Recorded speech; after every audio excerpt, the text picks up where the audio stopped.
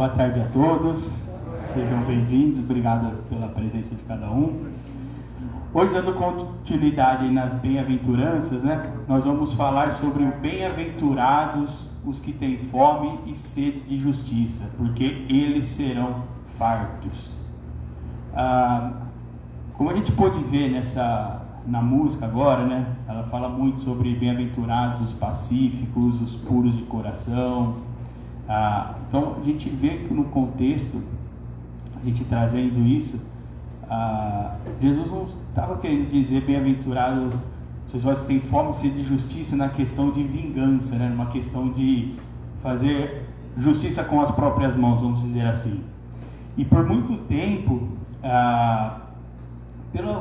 pela época tal, se interpretava dessa forma a questão da justiça, né? Ainda mais no momento em que foi dito que tinha uma grande revolta ali, os judeus com o Império Romano, que estava massacrando eles, né? Apertando eles, né? Então, que tinham quando Jesus vem e diz isso, eles trazem muito a gente vai se vingar, então vai chegar a hora de a gente se vingar, pegar a espada e ir para cima dos romanos.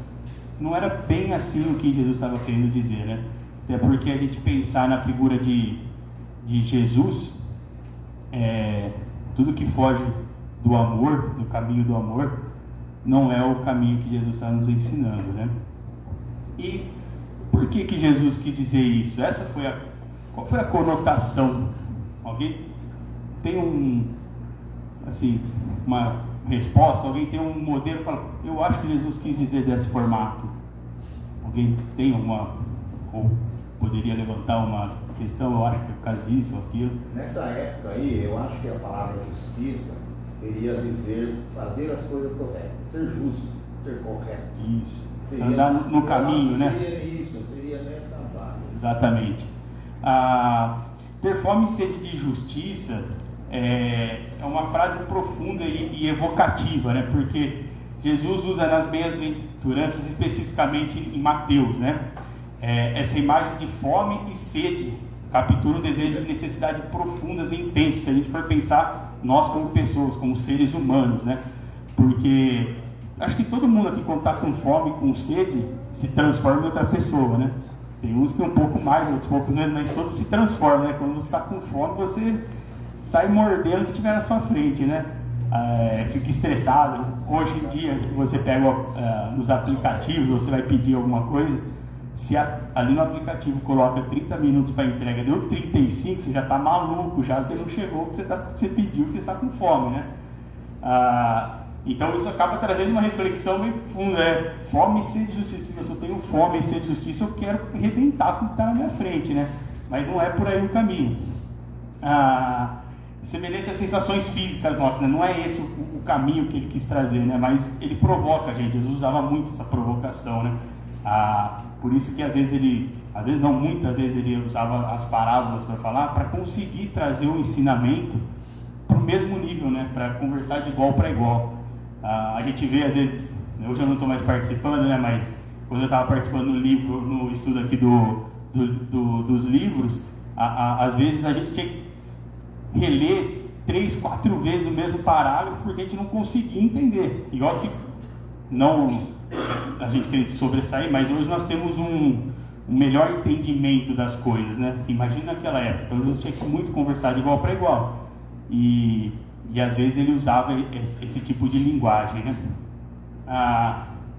Lembrando que em momento nenhum Jesus estava dizendo para os homens sempre, né? Isso a gente tem que pensar muito. Ele falava muito ao Espírito, né? Se a gente for pegar as frases, as palavras de Jesus só como seres humanos, nós vamos com certeza aplicar de forma errada os ensinamentos. Nós temos que pensar como espíritos, né?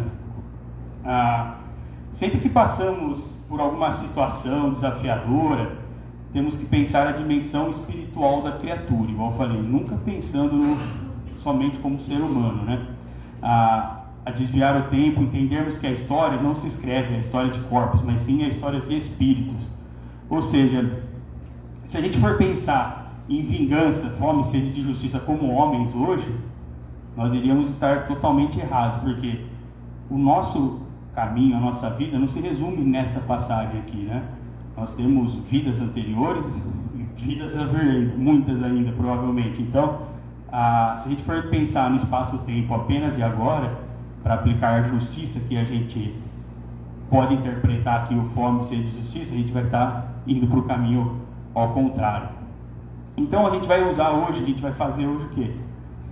Nessas bem-aventuras, tentar dar uma desmiuçada nela, entender o que Jesus estava querendo dizer para nós sobre fome e sede de justiça. Por que ele usou essas palavras, que pode ser muito desafiador ao entendimento para aquela época e até hoje, né?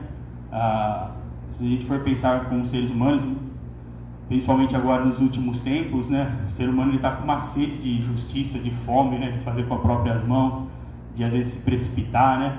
Quantos casos a gente não vê de justiça que é feita com a própria mão e erroneamente, né? Porque não era aquilo. Às vezes, principalmente na internet hoje, a pessoa coloca uma coisa na internet, recorta um trecho do que ela colocou, uma fala dela, e como se aquilo fosse a verdade da pessoa, e saiu um turbilhão de haters, né?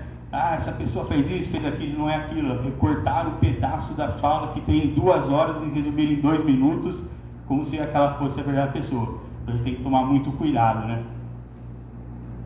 Então a gente vai hoje tentar dar um caminho ali para a gente consiga entender o que Jesus estava querendo dizer nesse fome e sede de justiça, né? Para começar, é essencial que a gente entenda o contexto de justiça na época, né? Na Bíblia, a justiça é frequentemente sinônimo de estar em um relacionamento correto com Deus. Então a gente já tem um ponto. Se justiça é ter um relacionamento correto com Deus, eu querer fazer um mal para a pessoa por eu julgar se é a justiça naquele momento, por exemplo, matar, bater uma pessoa porque ela fez alguma coisa que eu julgo errada, eu vou estar num relacionamento correto com Deus e estar fazendo mal para a pessoa, por mais que ela tenha feito a pior coisa. Cabe a mim?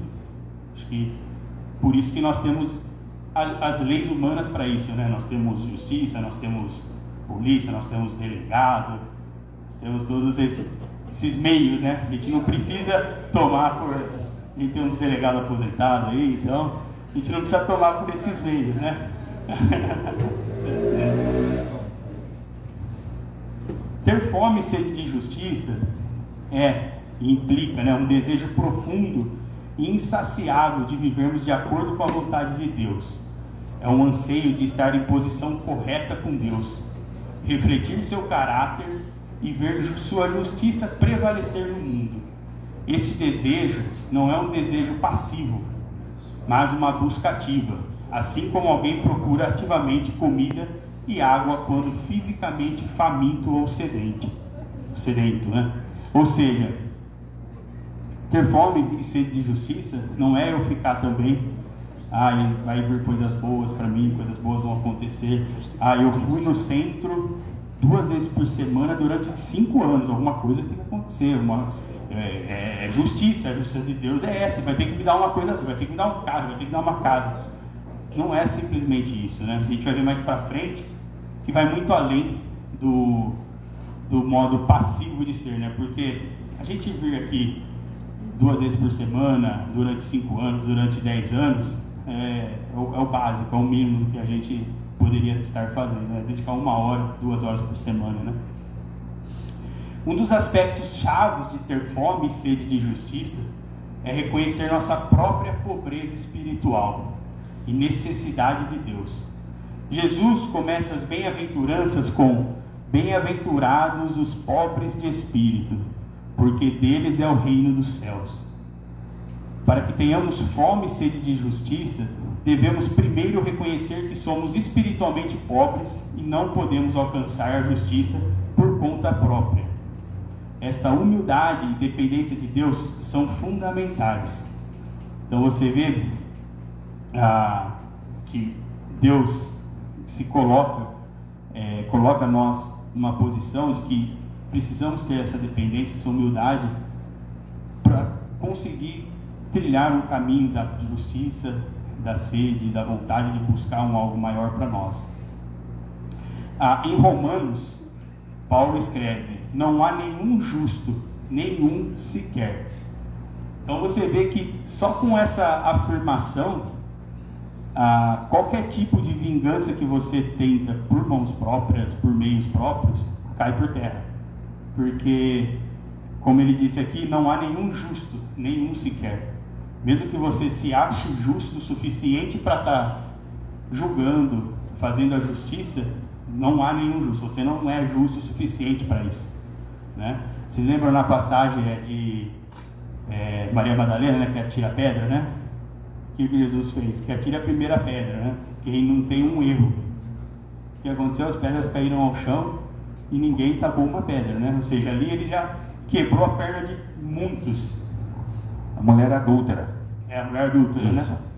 O nome dela não é Maria Madalena? Não. Não? Não? Enfim, aquilo lá. E todo mundo fez o quê? Soltou a pedra, porque ninguém sequer teve a coragem, né? Ali se faz uma autorreflexão. Eu sou, como falo, eu sou realmente tão puro, tão limpo, que eu teria essa coragem de jogar pedra. Eu acho que aqui, eu falo por mim, eu não teria coragem nem de pegar pedra, talvez, tá?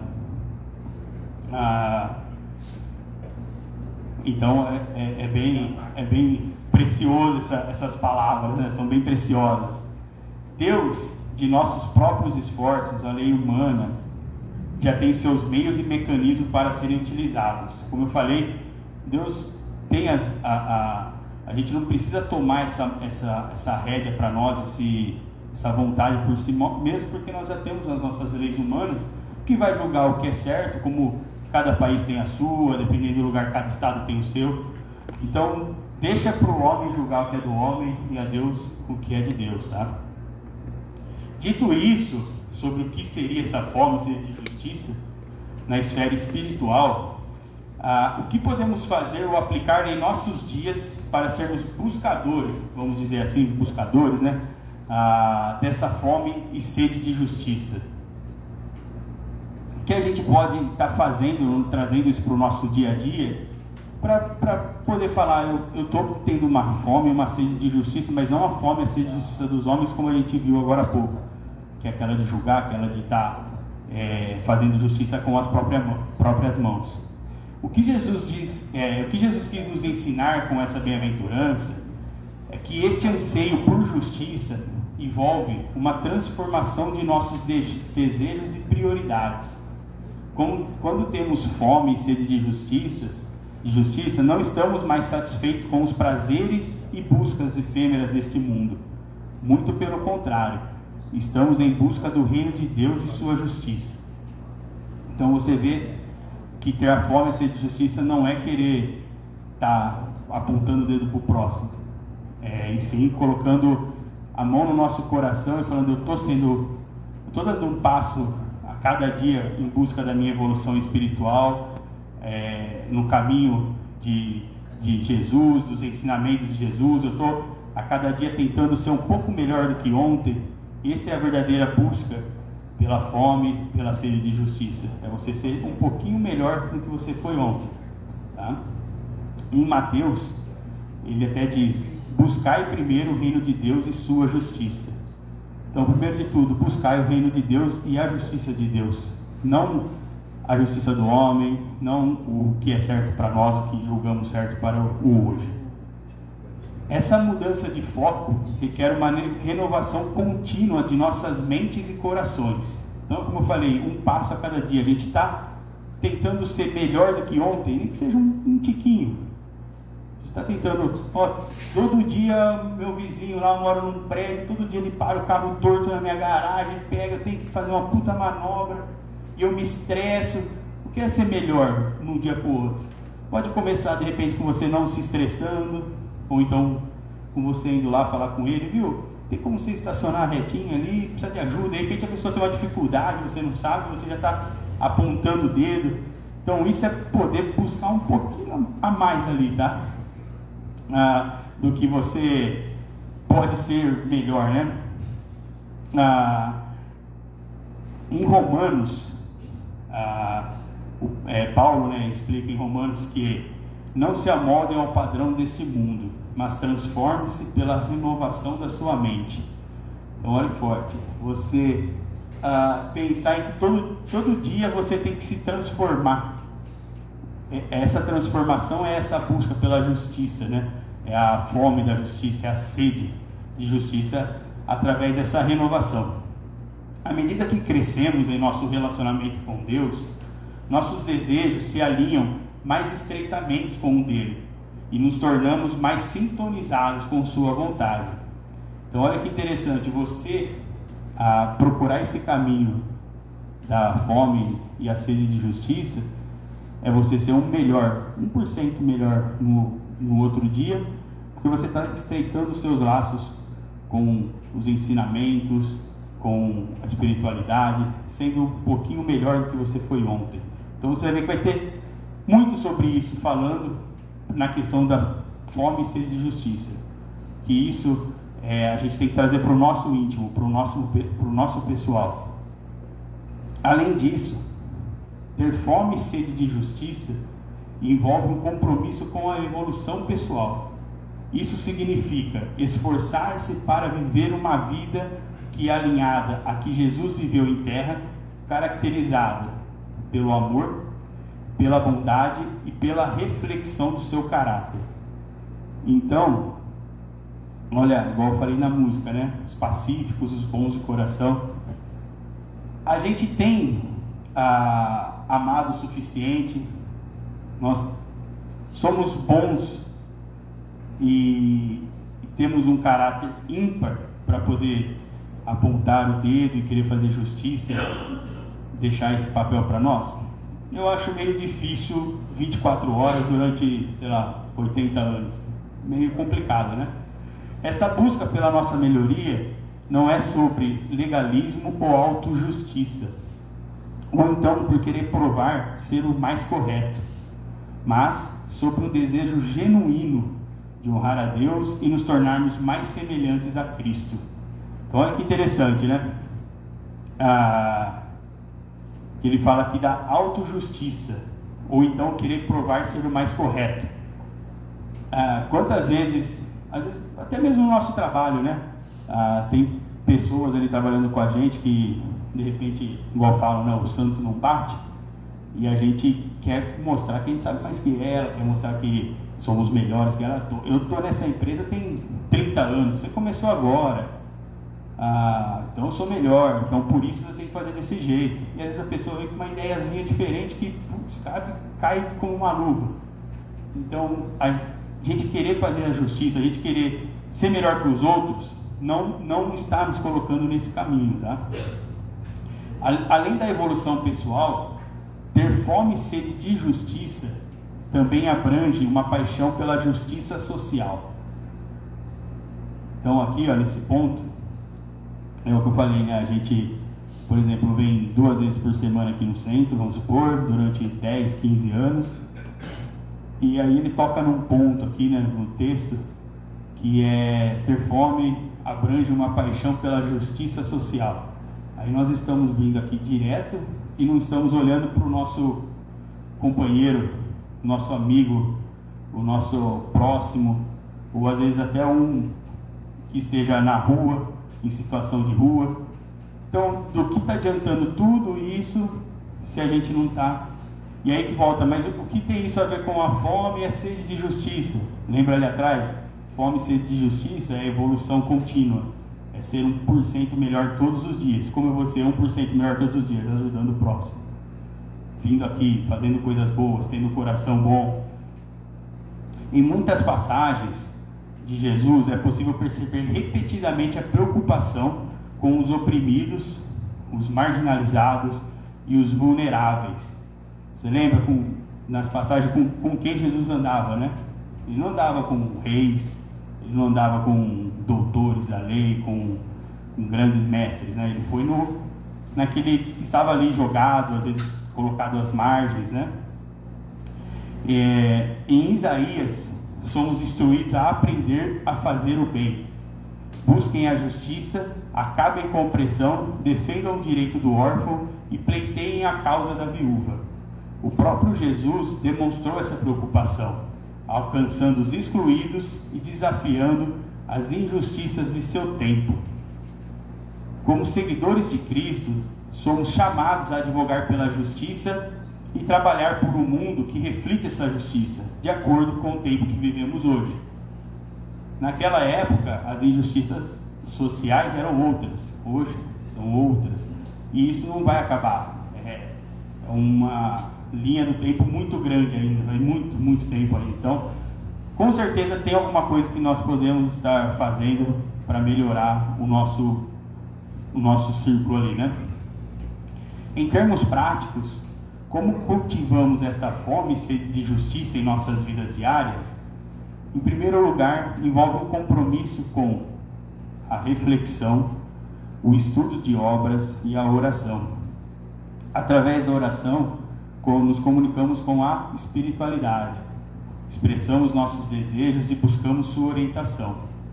E as obras, como a palavra revelada de Deus, nos fornecem o conhecimento de sua vontade e o padrão de justiça. Então, a gente pode ver que como que eu consigo fazer essa melhoria, esse 1% por dia, para eu ter essa fome, essa sede de justiça?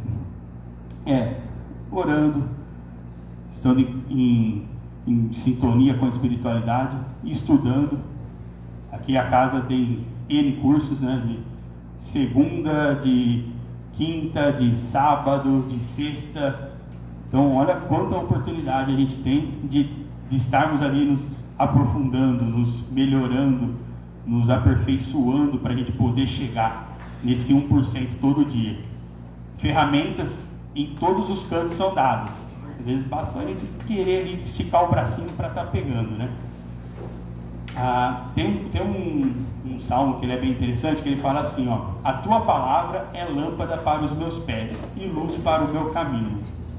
Então, que a gente possa se permitir que essa palavra, as obras, a oração, seja uma lâmpada, seja a luz para os nossos pés, porque acaba sendo que é um molde, né, para os nossos desejos e ações. A partir do momento que a gente se aprofunda, que a gente está em um contato mais íntimo com a espiritualidade, a gente busca, né, a gente anseia sempre coisas melhores. É como dizem, né, você é a média acho que é dos 5, dos 6 pessoas que te rodeiam, né?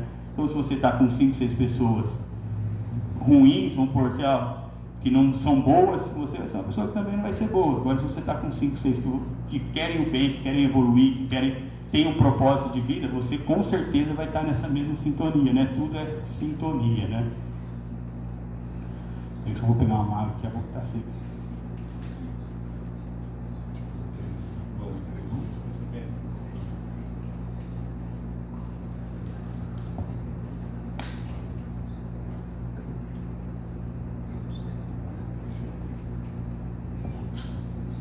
Dando continuidade, então, nas formas que podemos estar nos aperfeiçoando, melhorando esse 1% para realmente sermos dignos de dizer que somos sedentos, ali, que somos famintos pela justiça. Vem em segundo lugar, então, uma comunidade, uma união, né? Que nos encoraje e nos responsabilize em nossa busca pela justiça. A vida não é para ser vivida em isolamento. E eu vou citar uma outra passagem, vocês vão ver que em todas eu coloco uma passagem para enfatizar o que estou querendo dizer, sabe? Para dar o apoio. Então, eu fiz o texto e coloquei para a gente estar podendo refletir ao mesmo tempo, tá? E em Hebreus tem quando quer dizer viver em comunidade, que a gente não precisa viver isoladamente para buscar essa melhora contínua nossa.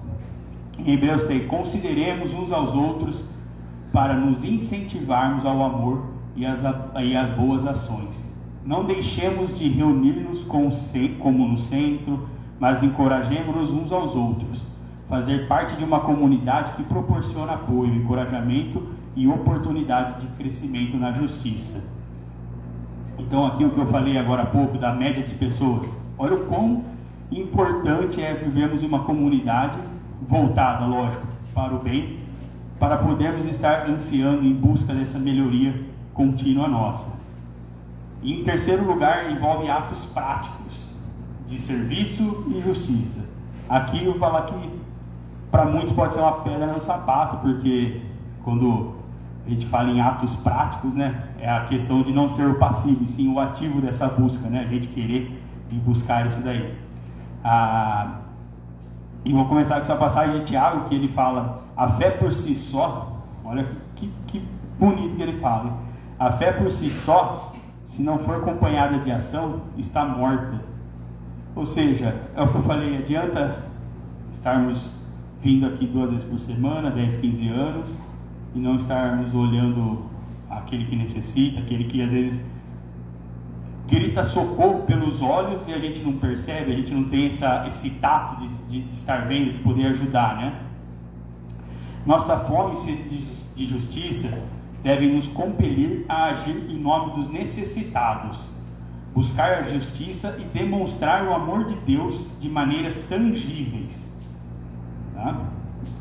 É igual a gente fala aqui no curso de sábado, o Anderson fala muito disso, né? Por exemplo, a gente às vezes imaginar alguma coisa, por exemplo, por que a gente tem um quadro aqui? Porque a gente precisa nós seres humanos precisamos de coisas tangíveis, né? A gente precisa ter um norte ali, uma coisa para a gente poder colocar o nosso pensamento naquilo.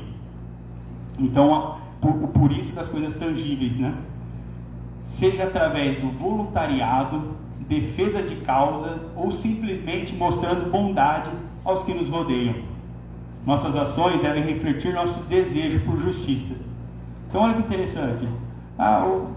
Eu não consigo fazer o voluntariado porque eu trabalho o dia inteiro, não tem como. Mas aqui eu tenho uma coisa tão simples, que é mostrar bondade aos que nos rodeiam. É uma coisa que é de graça, não toma seu tempo. Quantas vezes a gente vai num lugar, às vezes a pessoa, principalmente atendimento ao público, a pessoa está de saco cheio, ela acaba com o seu dia ali naquele atendimento, né? Arrebente você no meio. E às vezes a pessoa que está atendendo, que está daquele jeito, se você mostra um afeto para ela, você mostra uma forma afetuosa de estar respondendo ela, você transforma a atitude dela, né? Então parece que a pessoa vai te oferecer porrada, você devolve amor, a pessoa fica sem ação, né? Ela quebra no meio porque é um simples gesto, um simples ato, né, que vai estar melhorando com certeza o dia dela, e o seu que ofereceu isso muito mais, porque você está oferecendo o que está dentro de você, né? Você está oferecendo facas para a pessoa ali, né? E por último, envolve uma dependência contínua da graça de Deus e do trabalho da espiritualidade. Devemos reconhecer que nossa busca pela justiça não é um evento único, mas uma jornada ao longo da vida. Lembrando isso, vida, né? Como eu falei ali atrás, a gente tem que esquecer, a gente não pode pensar em vida como pessoa aqui hoje, vou viver, 70, 80 anos. A gente tem vidas anteriores e vidas a vir, né? E em Filipenses, ele fala, ele diz assim para nós, né? Continuem a desenvolver a salvação de vocês com temor e tremor, pois é Deus quem efetua em vocês tanto querer quanto realizar, de acordo com a boa vontade.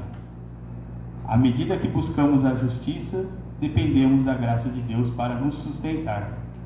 Então, o que ele quer dizer aqui? Ele fala, né? Continua a desenvolver a salvação de vocês com temor e tremor, ou seja, eu tenho a ganância de ser 1% melhor todo dia, porque as minhas atitudes vão refletir na minha justiça lá na frente. Então, se eu tenho más atitudes hoje, a minha justiça vai vir proporcionalmente às atitudes de hoje. Se eu fui uma pessoa melhor, que quis o bem das pessoas, que ajudei, a justiça vai vir? Com certeza, mas a mão bem mais leve do que a justiça de quem praticou o mal, né?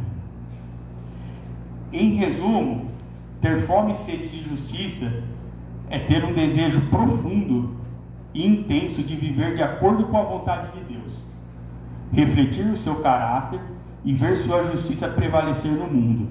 Envolve reconhecer nossa própria pobreza espiritual, transformar nossos desejos e prioridades, comprometer-se com a espiritualidade e advogar pela justiça social. Então você vê, são praticamente 3 pilares nessa fome e sede de justiça, né? Essa busca é, em última análise, cumprimida por Deus, que satisfaz nossa fome e sede. Ou seja, a partir do momento que a gente tem os 3 pilares na nossa vida, a justiça vai ser feita como qualquer um, ninguém é diferente de ninguém, mas a mão dela vai ser bem mais leve para nós, né? Ao nos comprometermos com oração, estudo de obras, engajarmos na comunidade, ou podemos dizer no centro, nas boas ações, realizar atos de serviço e depender da graça de Deus, podemos cultivar esta fome e sede de justiça em nossas vidas diárias. Então, resumindo, a fome e sede de justiça, ela é um anseio por uma vida alinhada com os padrões divinos. Então ela é uma busca, uma vontade o tempo inteiro, né? Pela lei de causa e efeito, os que têm fome e sede de justiça surgem no cenário reencarnatório como os antigos infratores da lei de Deus. Esse trecho aqui, ó, pela lei de causa e efeito, os que têm fome e sede de justiça surgem no cenário reencarnatório como os antigos infratores da lei de Deus. Eu escutei essa frase numa palestra do Jorge Lahá, que ele fala justamente sobre as bem-aventuranças e especificamente esse tema, né, fome e sede de justiça. Porque o que ele coloca ali, as pessoas que hoje possuem a fome e a sede de justiça, como a gente viu, de querer ser melhor, de fazer o bem, de procurar sua evolução espiritual todos os dias, são pessoas que lá atrás ela não buscou isso, e hoje ela tem essa fome, porque ela desencarnou lá atrás, reencarnou agora, e ela veio com esse anseio dentro dela, às vezes até mesmo fora da caixa, assim, porque ela percebeu que precisa realmente disso, né? Esses, que são os que têm fome e sede de justiça hoje, foram equivocados em suas experiências passadas. Isso não sou eu que estou falando, Jorge Lahá, que falou na palestra que eu peguei uma parte. Então esses são equivocados em suas experiências passadas, renascem famintos e sedentos da justiça divina. Tudo que foge da lei do amor é automaticamente desvio do planejamento reencarnatório. Então, o que ele diz aqui, me pegou bastante esses 3 parágrafos aí que eu peguei da palestra dele, porque a hora que ele falou que tudo que foge da lei do amor é automaticamente desvio do planejamento reencarnatório. Então, a partir do momento que você não está oferecendo amor, a partir do momento que você está fazendo a justiça com as próprias mãos, julgando, você está desviando desse caminho. Ou seja, você está desviando do seu planejamento reencarnatório. O seu planejamento reencarnatório é baseado no amor. E para finalizar, eu trouxe uma questão do Livro dos Espíritos, que é a questão 738. A questão é a seguinte, ó. Para conseguir a melhora da humanidade, essa é a pergunta, tá? Não podia Deus empregar outros meios que não os flagelos destruidores? E aí é a resposta: pode e os emprega todos os dias, pois que deu a cada um os meios de progredir pelo conhecimento do bem e do mal. O homem, porém, não se aproveita desses meios.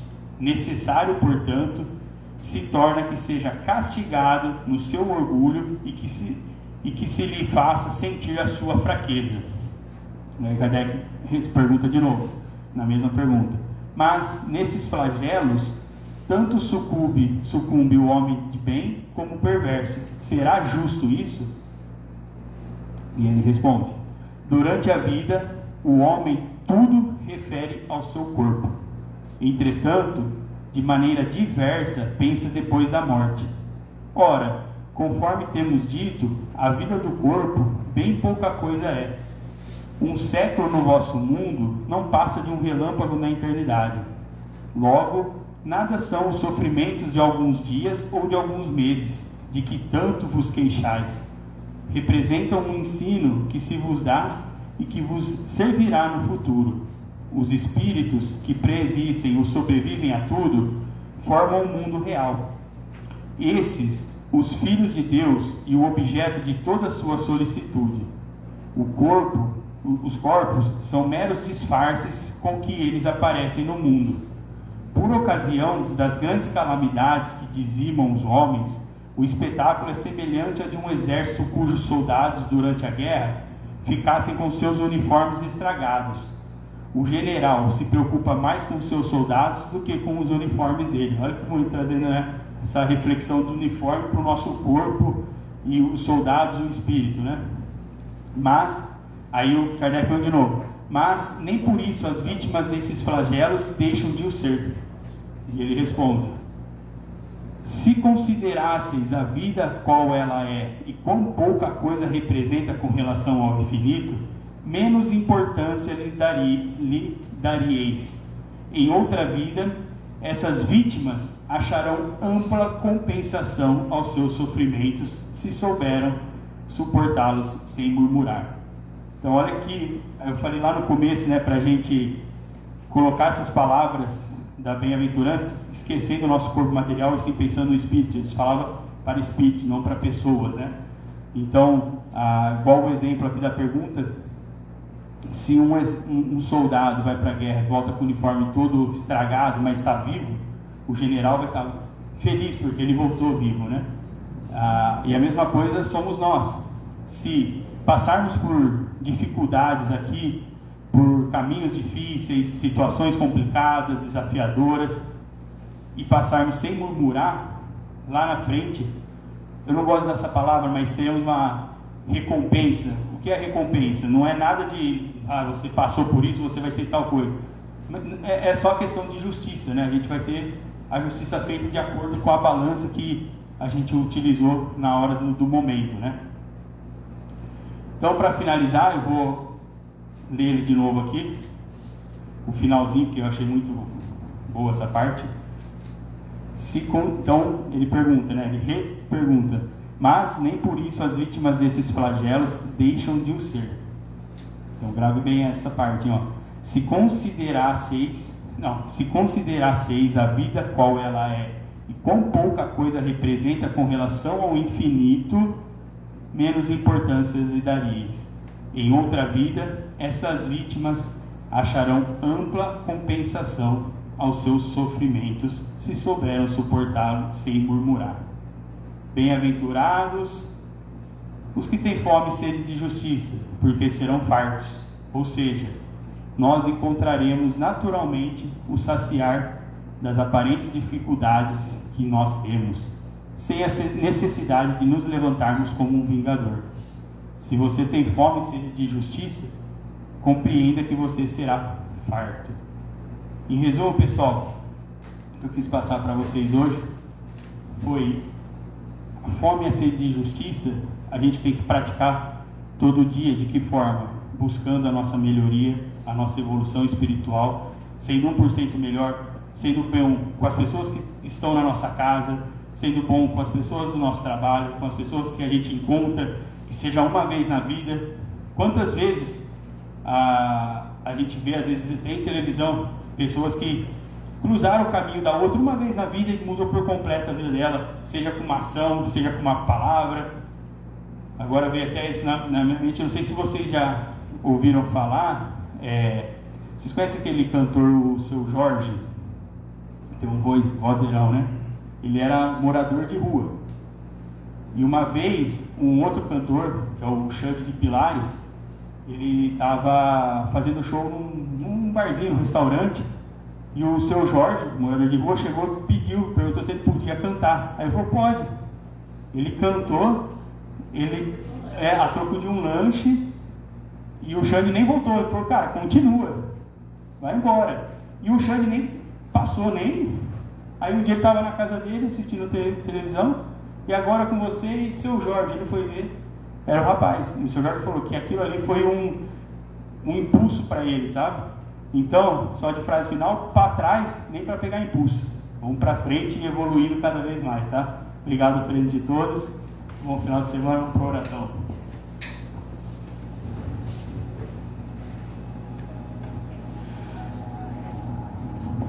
Vamos fechando os nossos olhos, elevando os nossos pensamentos ao Mestre Jesus,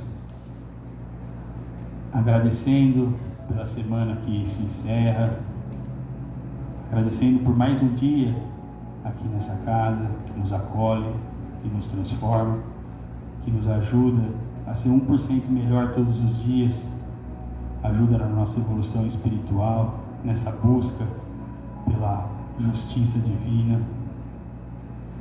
Que o nosso domingo seja repleto de coisas boas, que a nossa semana se inicie cheia de bênçãos, que tenhamos a semana tranquila, iluminada, que a espiritualidade nos conforte, nos ajude a sermos esse 1% melhor durante todos os nossos dias. Que assim seja.